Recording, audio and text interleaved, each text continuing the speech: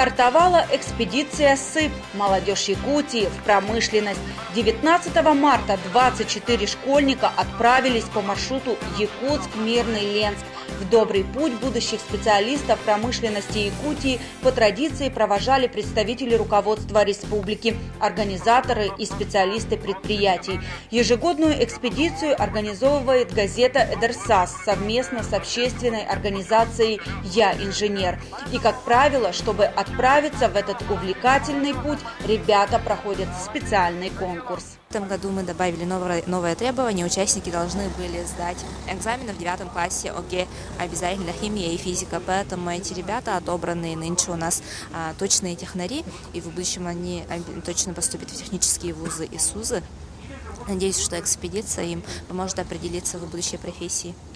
Руководители министерств отметили значимый вклад проекта СЫП в профориентационной работе с подрастающим поколением, реализации профессиональных навыков и потенциала молодежи. За 8 лет проект охватил более 300 школьников со всех районов республики.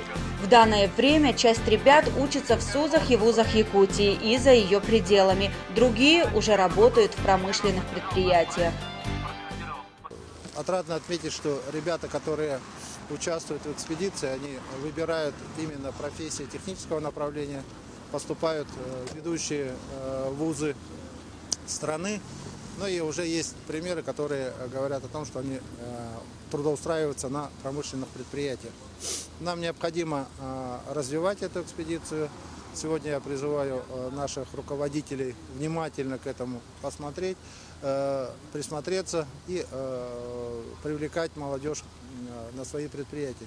Проект существует с 2009 года, и с тех пор все крупные предприятия Якутии активно сотрудничают и предоставляют возможность будущим школьникам побывать на многих уникальных объектах. Компании все предоставили, открыли свои промышленные объекты.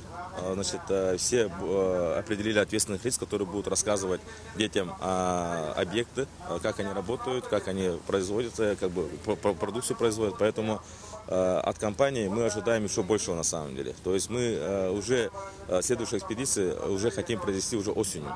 То есть если мы один раз в год проводим, да, то мы уже планируем уже осеннюю экспедицию провести где-то в сторону Южной Якутии. Поэтому планы у нас как бы не останавливаются на этом, мы будем продолжать работать. В этом году экспедиция приурочена к Году молодежи. Уверены, что проект станет для новых участников настоящим открытием, стимулом для успешной сдачи ЕГЭ и освоения желаемой профессии.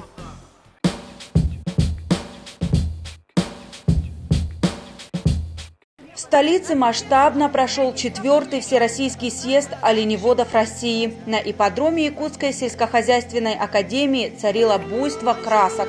Участники в самобытных костюмах представляют гостям всю палитру многогранной культуры малочисленных народов Севера.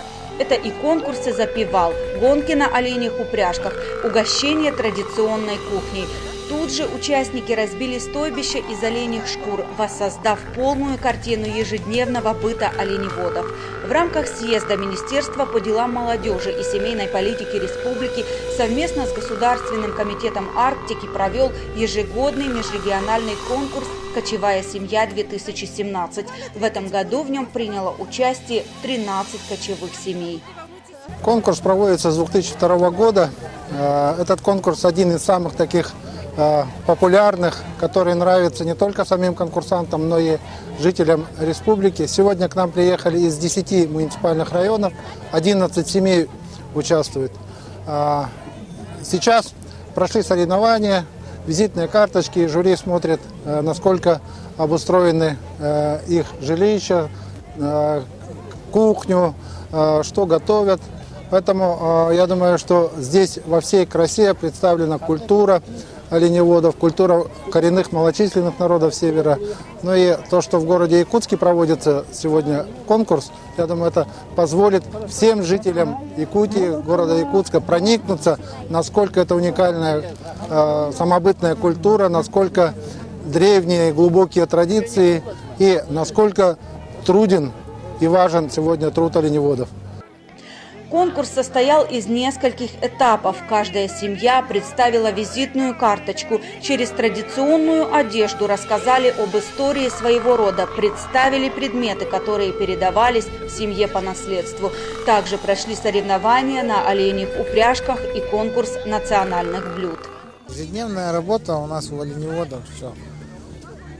Пасти оленей, сохранность, сохранить. Ну и вот сейчас весной самое главное отел.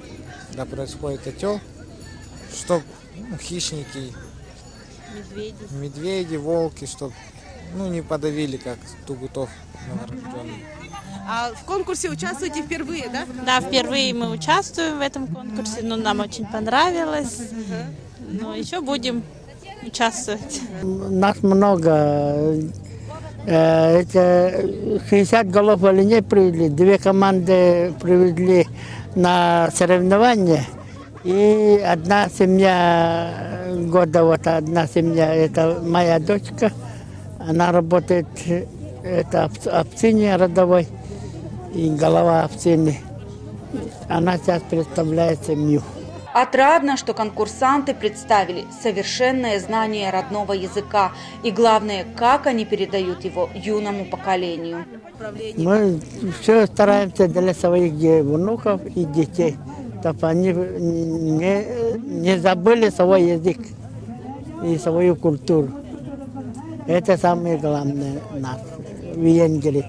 Но у нас в Венгрии не скажешь, что забыли свой язык, свою культуру. Но у нас все идет хорошо.